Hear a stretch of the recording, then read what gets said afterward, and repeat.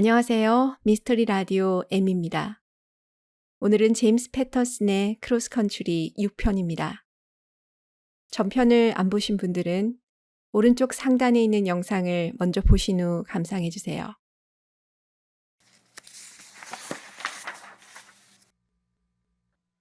한 시간 후 플래티는 이케아의 유닐라이트 인터내셔널 사옥 앞에 나를 내려다주고 명함 한 장을 건네며 말했습니다.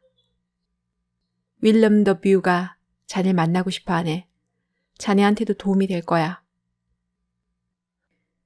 비서의 안내를 받아 임원실로 들어가자 거기에는 윌럼 더 뷰와 사내 변호사가 앉아 있었습니다. 알렉스 크로스, 경찰관으로서 당신의 명성은 대단하더군요. 어려운 사건들을 아주 여럿 해결했다면서요? 게다가 살인범을 쫓아서 이 아프리카까지 오다니 정말 대단하십니다. 먼저 이 미팅의 목적이 뭔지부터 말씀해 주시겠습니까? 변호사는 왜 여기 있는 겁니까? 우리는 당신이 타이거를 찾는 걸 돕고 싶은 것 뿐입니다. 그리고 이런 상황이 흔치 않은 거다 보니 혹시 내가 뭔가 불법적인 말을 하거나 불법적인 제안을 하게 될까봐 변호사를 동석하게 한 거고요. 이 정도면 솔직한 대답이 된 건가요? 일단 앉아요, 크로스 형사. 앉아서 얘기합시다. 왜 살인사건 조사를 도와주겠다는 거죠? 우리 유닐라이트 인터내셔널은 나이지리아에 상당히 지대한 관심을 가지고 있어. 우리 화장품과 스킨케어 분야 상승세는 아주 낙관적이지. 그런데 최근 나이지리아 전역에 세력을 떨치고 있는 이슬람 극우자들의 존재가 우리로서는 아주 불편한 상태예요. 지금 타이거가 이슬람 극우주의자라는 말입니까? 아니요. 난 그자가 종교를 가지고 있으리라고는 생각하지 않소. 다만 그자가 우리 지역에 다이아몬드 밀매와 원유 절도 같은 온갖 추악한 일에 연루돼 있고 더 중요한 건 이런 상품이 유통되는 지하세계를 구축하고 있다는 겁니다. 이 때문에 외국 기업들이 나이지리아에서 사업하는 게 점점 더 어려워지고 있고요. 그래서 당신 말은 누군가가 이 살인자를 당신들 눈앞에서 치워버렸으면 좋겠다 이거군요. 변호사가 고개를 끄덕이자 드뷰는 대답을 합니다. 우리는 당신들 수사를 도와주려는 것뿐이요. 우리도 당신처럼 좋은 쪽이라고 무슨 음모가 숨어 있는 게 아니라. 그렇다면 왜 나이지리아 수사기관을 찾아가진 않는 거죠? 이거 우리 피차 솔직해집시다, 닥터 크로스. 지금 이곳의 정치적 상황이 상당히 복잡하다는 건 다 아는 사실이지 않소? 나이지리아에서 시민전쟁은 불가피하다고 말할 수 있을 거요. 그러나 전쟁이라는 게 불같은 거 아니겠소? 불이란 게 비록 뭔가를 태우긴 하지만 또 땅을 기름지게 하기도 하지 않소? CIA가 나와 다국적 기업의 다리 역할을 하고 기업의 임원은 청부 살인자를 잡는 데 도움을 주겠다고 CIA 요원도 아닌 맨몸으로 이렇게 아프리카에 와 있는 나한테 제의를 하고 나는 도무지 상황을 종잡을 수가 없었습니다. 나는 일어서며 말했습니다. 제의는 고맙지만 일단 생각할 시간이 좀 필요할 것 같습니다. 드뷰는 문까지 따라와서 명함을 건네며 말합니다. 부탁이요, 닥터 크로스. 최소한 내 번호라도 가지고 가요. 우리는 정말 당신을 돕고 싶어서 이러는 거요.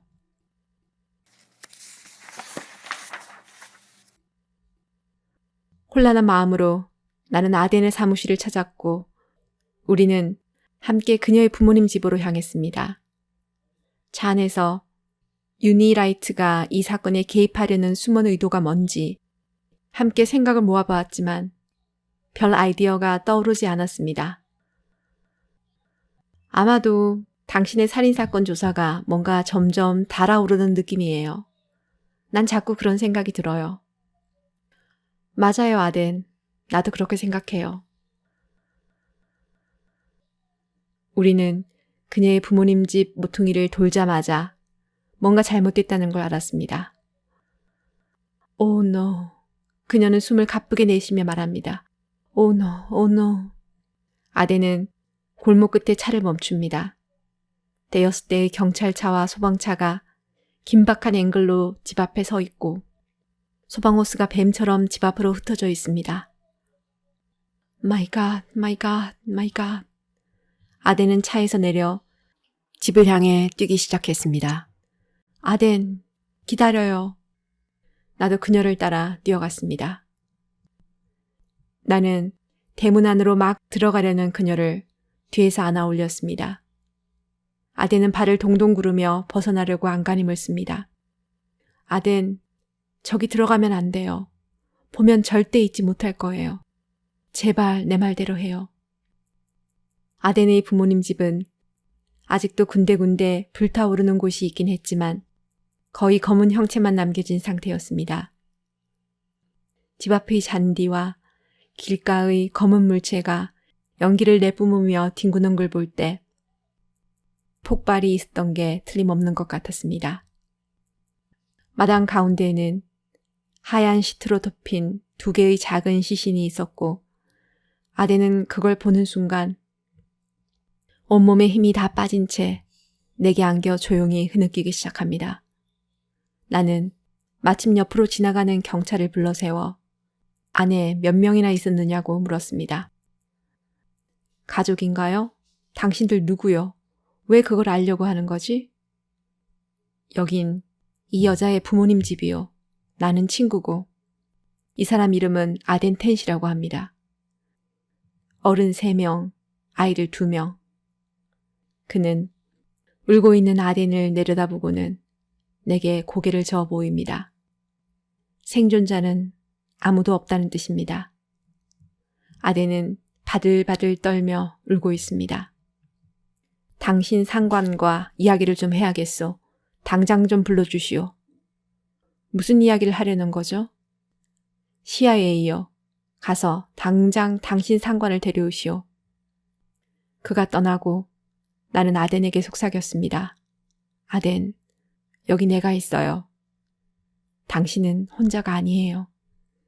그 경찰관이 몸집이 큰 검은 정장의 사내에게 다가가는 것을 보았습니다. 그의 동그란 얼굴, 낮은 콧날, 마이클 타이슨 스타일의 사시까지. 그 상관이라는 자는 바로 내가 알던 얼굴이었습니다. 그는 호텔방에서 나를 유리창 밖으로 매달던 그자였던 겁니다. 아덴, 내 말 잘 들어요. 나는 그녀를 자동차 쪽으로 밀며 말했습니다. 여긴 안전하지 않아요. 지금 당장 떠나야 해요. 저기 경찰관. 그는 내 호텔방에서 나를 거의 죽일 뻔한 놈이에요. 그녀도 이해한다는 듯 고개를 끄덕였습니다. 나는 그녀를 조수석에 태우고 말했습니다. 안전벨트 매요. 지금 당장 여기를 떠날 거예요. 내가 운전석에 앉자 그 경찰관은 우리를 향해 뛰기 시작했고 그의 뒤에 다른 2명도 달려오고 있었습니다. 그중 1명은 호텔방에서 나를 죽일 뻔한 또 다른 한 놈이었습니다. 나는 후진기어를 넣어 뒤쪽으로 가려고 했지만 뒤쪽으로 난 사거리에는 차가 너무 많아 대신 앞으로 똑바로 달려오는 경찰관들을 향해 차를 몰았습니다. 우리를 향해 달려오는 경찰관은 그 자리에 멈춰 서서 꼼짝하지 않았습니다. 나 또한 경적을 울리며 달렸지만 멈추지 않았습니다. 마지막 순간 나는 그 브레이크를 밟았지만 이미 그를 살짝 친 후였습니다.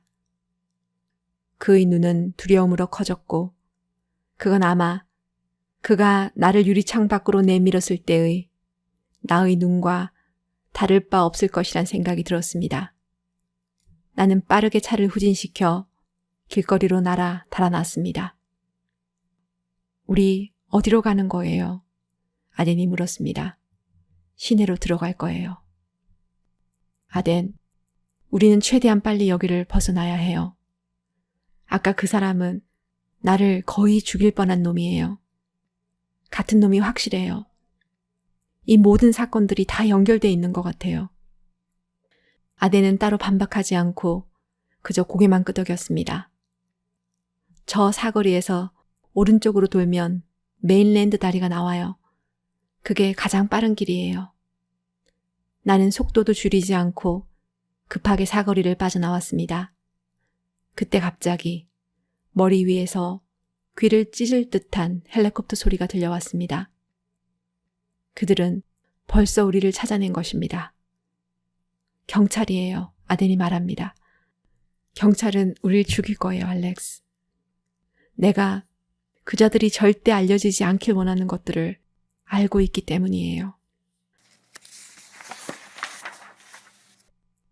고개를 내밀어 위로 올려다보자 경찰 문장도 없는 작은 헬리콥터 하나가 우리의 차 바로 위를 날고 있었습니다.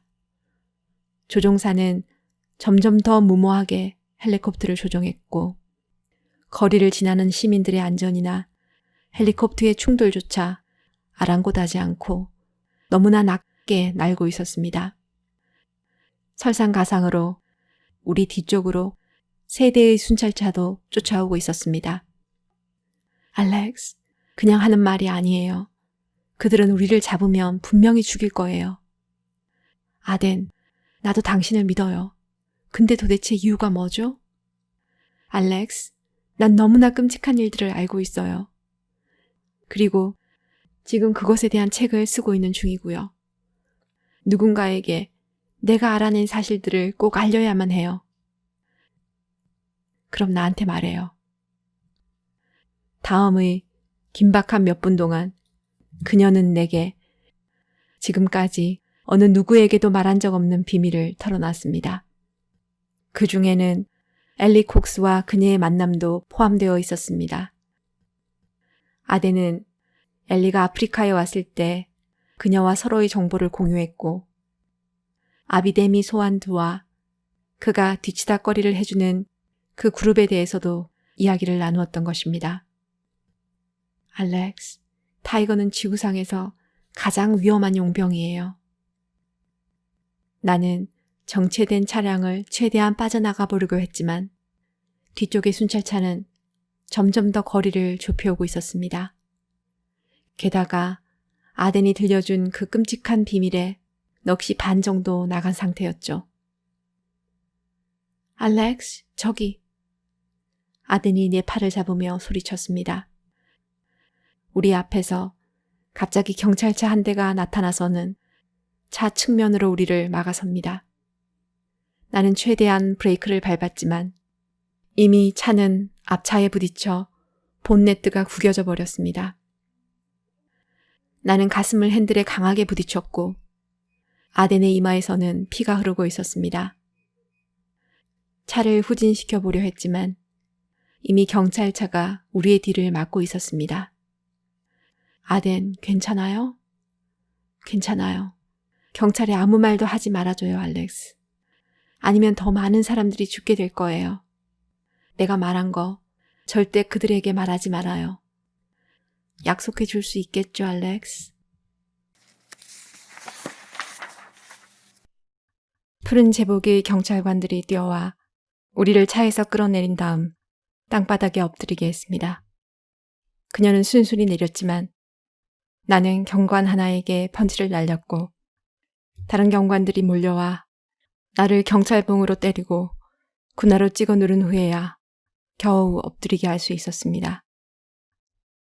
아덴은 엎드린 채 소리치기 시작했습니다. 나는 가디안 기자입니다. 나는 기자라고요.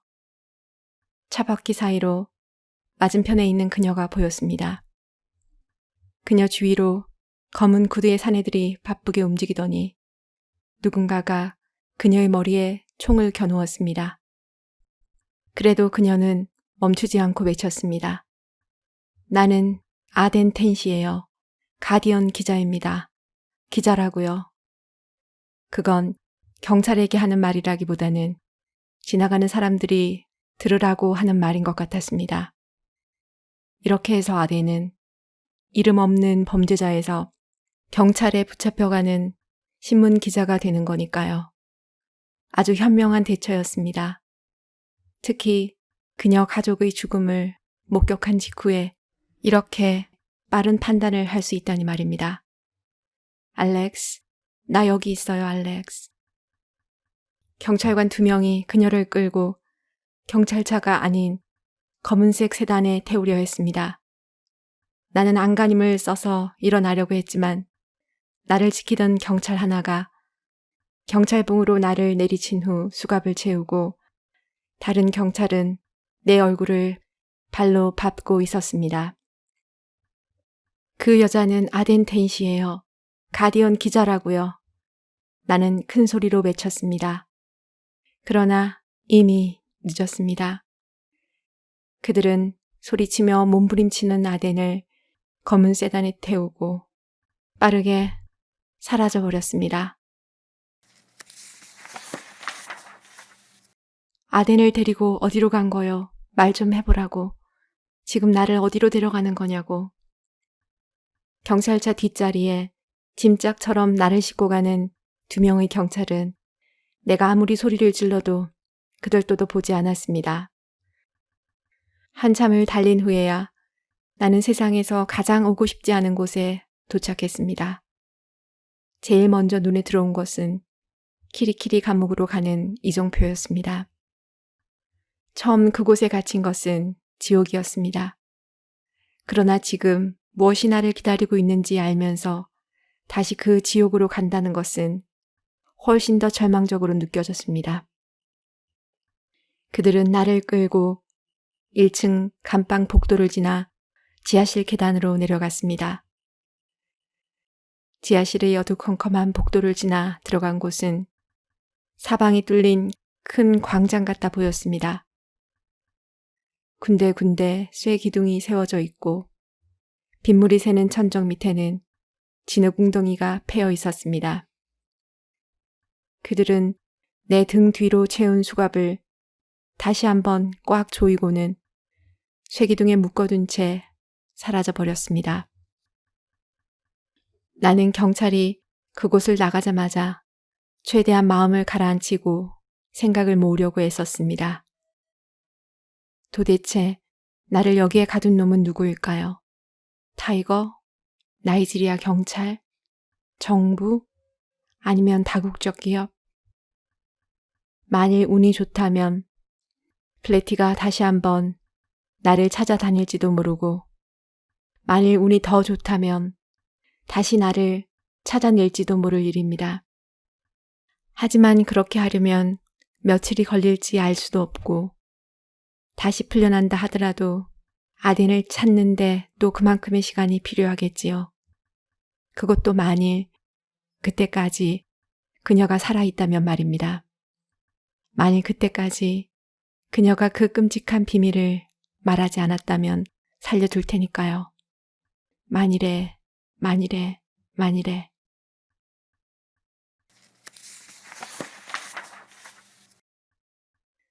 마침내 불이 켜졌습니다.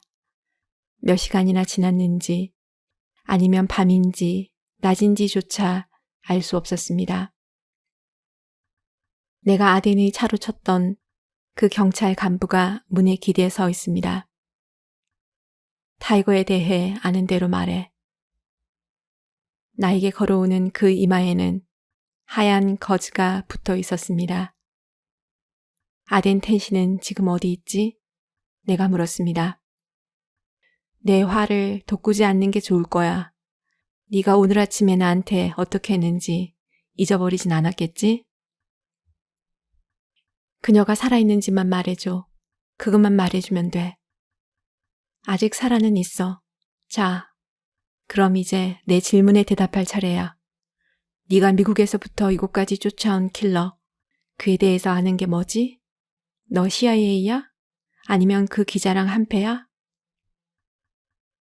타이거는 한두 명이 아니지. 그들 모두 청부 살인자들이고 물론 너도 알고 있겠지만 내가 쫓아온 놈은 덩치 큰 놈이야. 그는 국제적으로 노는 놈이고 적어도 여기 라고스와 워싱턴에 팀이 있지. 이름은 소환드. 이틀 전에는 다루프르에 있었지만 지금은 어디 있는지 알게 뭐야. 나는 잠시 말을 멈추고 그의 눈을 똑바로 쳐다보았습니다. 나는 CIA가 아니야. 이제 아덴이 어디 있는지 말해. 사실 그 기자녀는 바로 여기 있어. 여기 키리키리에 말이야. 걱정할 거 전혀 없다고. 아, 보라고. 저기 들어오는군. 네가 그렇게 찾던 기자 말이야. 경찰관 하나가 아덴을 방 안으로 밀어 넣었습니다. 그녀의 입은 테이프로 붙여져 있고 한쪽 눈은 퉁퉁 부어 있었으며 눈 주위는 퍼렇게 멍이 들어 있었습니다. 그녀는 나를 보며 괜찮다는 듯 고개를 끄덕였습니다. 자, 이젠 타이거에 대해서 내가 아는 것 말고 뭔가 새로운 걸 말할 마음이 생겼을 텐데 넌 왜 아프리카까지 온 거야? 살인사건을 해결하려고 왔다는 말은 하지 마. 일단 그건 못 믿겠으니까. 아덴 텐시는 어떻게 아는 거지? 나는 그를 향해 소리를 지르기 시작했습니다. 넌 도대체 나한테 왜 이러는 건데? 나도 너 같은 경찰관일 뿐이야. 살인범을 쫓아 아프리카에 온 것 뿐이고 그게 뭐가 문제냐고. 경찰 간부가 눈짓을 하자 아덴을 데려온 경찰이 그녀의 배에 주먹을 내리꽂습니다. 아덴은 신음소리를 내며 바닥으로 쓰러집니다. 그녀의 얼굴은 진흙과 눈물로 얼룩져 있었지만 지금은 눈물을 흘리지도 않고 나를 쳐다보고 있습니다. 그녀의 입에서 난 피로 테이프가 붉게 물듭니다. 그녀의 눈은 뭔가를 애원하는 듯하지만 무엇을 원하는지 알 수가 없습니다. 도대체 우리한테 왜 이러는 거야? 나는 이빨을 바드득 갈며 경찰 간부를 쏘아보았습니다. 워싱턴에서 내 친구가 살해당했어. 그것 때문에 난 아프리카로 온 거야. 그것뿐이라고. 난 네가 생각하는 것처럼 무슨 대단한 음모의 일부가 아니란 말이야. 그 여자 테이프를 벗겨줘. 간부가 말합니다. 경찰이 테이프를 벗기자마자 아덴이 말했습니다. 알렉스, 내 걱정은 하지 마요. 간부는 경찰을 돌아보며 말합니다. 그 여자를 반쯤 죽여놔. 알렉스, 이 여자 걱정을 해야 할걸? 오케이. 나는 그의 말을 가로막았습니다. 타이거의 이름은 아비데미 소환드. 그는 1981년에 사라졌어. 그때 9살이었고 영국 대학에서 2년 동안 다닌 기록이 있고 그 이후로는 다시 어떤 기록도 찾을 수 없었어. 그는 미국과 이곳 아프리카에서 많은 사람들을 살해했어. 난민 수용소에서 어린 아이들을 뽑아서 자기 갱으로 사용하지. 아마 다른 타이거들을 조종하고 있는 청부 살인 갱들의 우두머리일지도 모르고 그게 전부야. 다이아몬드나 가솔린을 밀매하는 건 너희들도 이미 알고 있을 테고. 경찰 간부는 아덴을 내리치려고 한 손을 여전히 허공에 올린 채 내 말을 듣고 있습니다. 정말 그게 다야? 그게 전부라고. 난 워싱턴에서 온 경찰이야. 아덴은 이 사건과 아무 관련이 없다고.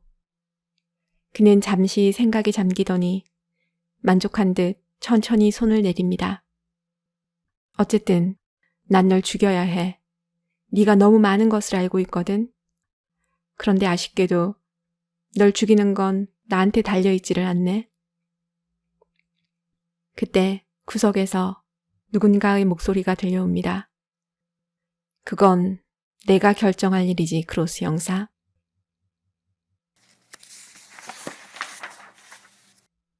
방 구석의 어둠 속에서 천천히 타이거가 걸어 나옵니다. 사람들이 나에 대해 아는 게 참 적은 것 같네. 나도 이대로가 참 좋단 말이야. 저 기자녀는 뭘 그렇게 나에 대해 떠들고 다니는 건지. 아프리카 신문에만 썼다면 좀 참아줄만 했을 텐데 런던 타임스, 뉴욕 타임스 그렇게 가릴 거 없이 써대니 지 명을 재촉할 수밖에.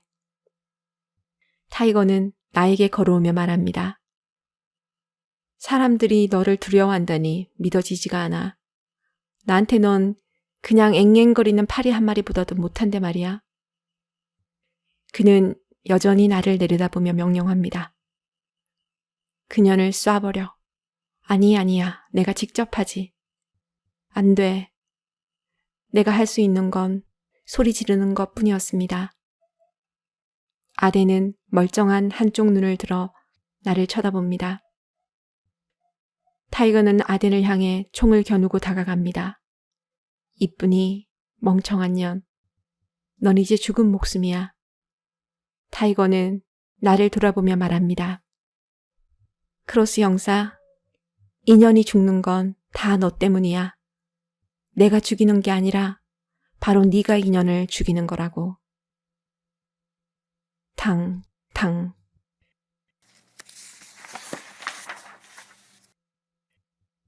타이거는 아덴의 머리 옆으로 두 발의 총알을 쏩니다.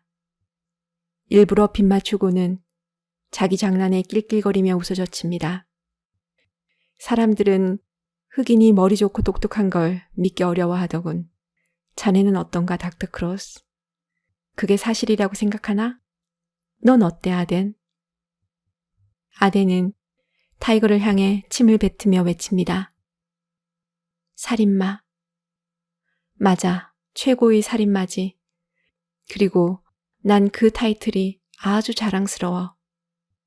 다음 순간 타이거는 아덴의 이마에 세 번째 총알을 쏩니다. 아덴은 그대로 바닥으로 쓰러집니다. 그녀는 천사의 날개처럼 팔을 펼친 채 움직이지 않습니다. 그렇게 순식간에 그녀는 살해당했습니다. 아덴은 이 끔찍한 감옥의 지하실에서 경찰관들이 지켜보는 가운데 타이거의 총에 살해당한 것입니다. 나는 뭐라고 말로 표현할 수 없는 분노로 미쳐버릴 지경이었습니다. 내 걱정은 하지 말아요. 아덴이 말했습니다. 그녀는 자신의 죽음을 알고 있었던 것입니다. 경찰들에게 쫓기던 그 순간부터, 내게 자신의 비밀을 털어놓던 바로 그 순간부터 자기의 죽음을 직감하고 받아들였던 겁니다. 타이거가 나직이 말합니다. 알렉스 크로스, 네가 이 여자를 죽게 만든 거야. 절대 잊지 말라고. 절대로 잊으면 안 돼.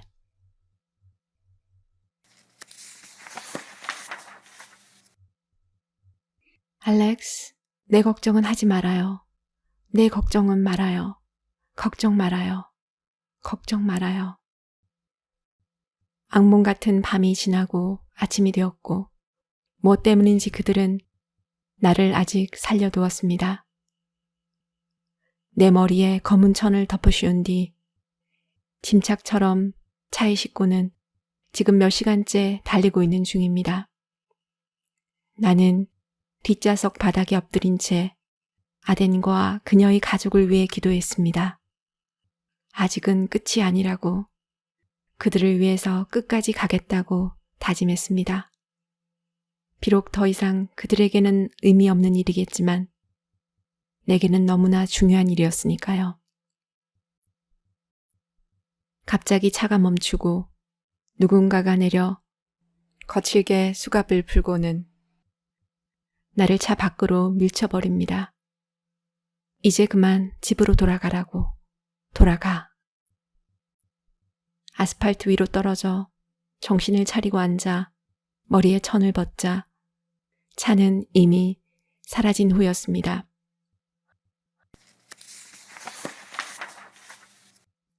그들은 나를 미국 영사관 앞에 던져주고 사라져버린 것입니다. 영사관 앞에는 수백 명의 사람들이 모여 있었습니다. 한쪽에서는 미국인 물러가라는 피켓을 들고 시위가 벌어지고 있고, 다른 한쪽에서는 영사관 안으로 들어가기 위해 사람들이 긴 줄을 서서 기다리고 있었습니다. 내가 어깨로 사람들을 밀치며 영사관으로 다가가자 양 옆에서 나를 잡아 끕니다. 그중 한 사내가 내 셔츠를 움켜잡자 옷은 등판까지 찢어져 버렸고 나는 거칠게 그의 팔을 부리쳤습니다. 그까지 셔츠는 아무 상관없었습니다. 지금 내게는 아무것도 문제될 게 없었습니다. 여전히 그들이 왜 나를 살려뒀는지 알 수가 없었습니다. 내가 CIA라고 생각해서일까요? 아니면 워싱턴의 내 인맥 때문이었을까요? 그것도 아니라면 내가 워싱턴 경찰이라는 걸 결국 믿었기 때문일까요? 나는 천근만근인 몸을 겨우 가누며 정문에 도착했고 경비원에게 알렉스 크로스라고 미국 경찰이라고 미 대사를 만나게 해달라고 말했습니다. 난 납치당했다고 미국 경찰입니다. 살인 사건을 목격했다고요. 그러나 경비원은 내 말을 듣지도 않고 말합니다. 뒤로 가서 번호표부터 받으라고. 나는 거의 미칠 지경이었습니다. 한참을 경비원을 설득해서야 겨우 내 말을 전할 수 있었고, 그에 비해 지금 당장 크로스 형사를 안으로 데리고 들어오라는 대답은 아주 즉각적으로 돌아왔습니다. 일단 안으로 들어가자 미스터 콜린이라는 나이지리아인이 나를 안내했습니다. 영사관까지 나를 데려다 준 그 경비원과는 달리 미스터 콜린은 친절했고 내 질문에도 성심껏 답해 주었습니다. 오늘 적어도 한 건 이상의 반란군의 공격이 있었어요. 이전에 봐온 것보다 훨씬 대규모로 심각한 것이었죠. 정부는 인정하지 않겠지만 언론은 이걸 시민전쟁의 시작이라고 부르고 있어요. 미스터 콜린은 곧장 나를 대사관저로 안내해 주었습니다. 로버트 오웬리 대사는 60대의 키 크고 마른 체격의 남자였습니다. 그는 미국 국기와 나이지리안 국기가 나란히 걸린 커다란 책상에 앉아 있다가 내가 들어가자 일어나며 악수를 청했습니다. 미스터 크로스, 마이 갓, 도대체 당신한테 무슨 일이 있었던 겁니까? 많은 일이 있었죠. 불필요하게 대사님의 시간을 뺏고 싶지는 않습니다. 제가 여기 온 건 타이거라는 정부 살인자 때문입니다. 이건 나이지리아와 미국의 안보에 관한 문제예요. 당신이 왜 여기 있는진 이미 알고 있어, 미스터 크로스. 내가 당신 때문에 아부락에서 얼마나 많은 압박을 받고 있는지 아시오? 아부락이라니요? 수도 말이요. 보아하니 당신이 나이지리아에 있는 걸 원하는 사람은 당신 하나뿐인 것 같더군. CIA가 당신 목숨을 구해준 건 알기나 하시오? 오늘 우리는 당신을 집으로 돌려보낼 거요. 대사님, 제가 쫓고 있는 이자는 이미 수많은 사람을 죽였습니다. 그는 이곳 정부의 연줄이 있는지도 몰라요. 적어도 그가 이곳 경찰과 연관된 것은 분명합니다. 만일 제가 라고스에 있는 CIA 정보원과 연락할 수 있게만 해주신다면 그는 내 말을 끊으며 날카롭게 쏘아붙입니다. 도대체 이곳에서 당신이 무슨 권한이 있다고 생각하는 거요? 당신은 관광객일 뿐이요. 당신이 타이거를 쫓겠다고 한다면 그렇게 하시오. 단 여기가 아니라 워싱턴에서 말이요. 대사님, 누구라도 나서서 그자를 멈춰야 합니다. 그자는 어제 아덴 텐시라고 하는 가디언지 기자를 살해했어요. 내가 보는 앞에서 말이죠. 게다가 아덴의 가족 전부를 살해했고요. 또 워싱턴에서 벌어진 2건의 살인에도 연관되어 있습니다. 제기랄, 당신 도대체 뭐야? 3일 전까지만 해도 당신이 누군지도 몰랐어. 그런데 하필이면 이런 상황에 이렇게 갑자기 나타나서 내 시간을 좀 먹고 있어? 당신 지금 대체 무슨 일이 일어나고 있는지 알기나 해? TV 좀 틀어봐. TV에는 CNN의 뉴스가 나오고 있었습니다. 호화 주택가의 하얀색 2층 집을 헬리콥터에서 찍은 영상 위로 속보, 석유회사 주택단지, 보이아일랜드, 나이지리아 이런 자막이 나오고 있었습니다. 이미지 위로 영국 억양을 가진 리포터가 말을 하고 있었습니다. 지금까지 이렇게 여러 가족들이 한꺼번에 납치된 적이 없었고 또한 이렇게 많은 숫자를 인질로 삼은 적도 없었습니다. 국제신문사로 보낸 이메일에서 흑인해방연합에서 이번 사건을 자신의 짓이라고 주장하면서 지금 보시는 사진을 함께 보냈습니다.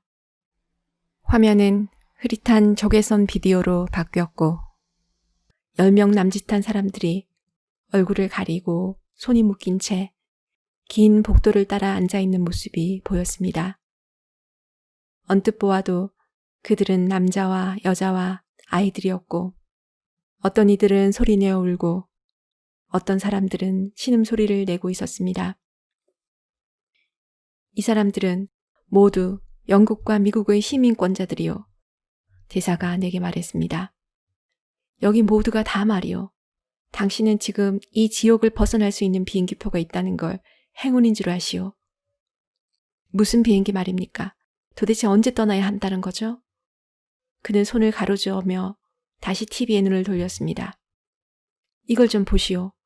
지금 무슨 일이 일어나고 있는지 안 보이는 거요?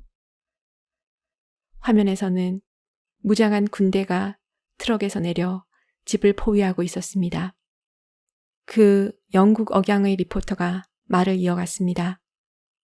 군대가 주택가 전체를 에워싸고 있는 가운데 경제적인 압박은 국제적으로 쌓여가고 있는 상황입니다. 앞으로 더 많은 공격이 있을 거라는 경고가 있는 이상 석유 생산 설비들은 전 지역에 걸쳐 문을 닫고 있는 상황이고 평소의 70%라는 유례없는 저생산량을 보이고 있습니다. 이 같은 상황은 대재앙으로 간주되고 있는데요. 중국, 프랑스, 네덜란드, 특별히 미국이 위태로운 상황인 것으로 보입니다. 평상시 나이지리아는 미국 원유의 20% 정도를 공급하고 있는데 대사님, 많은 것을 부탁드리는 게 아닙니다. 전화 한 통만 쓰게 해주십시오. 크로스 형사, 우리 직원들이 당신 입국 심사 문제와 여권 재발급권을 최대한 빨리 해결해 줄 거요. 하지만 그 다음엔 당장 이 나라를 떠나야 할 거요. 타이거든 살인마든 일단은 끝이요. 내려가서 샤워부터 하고 옷도 좀 갈아입도록 하시오.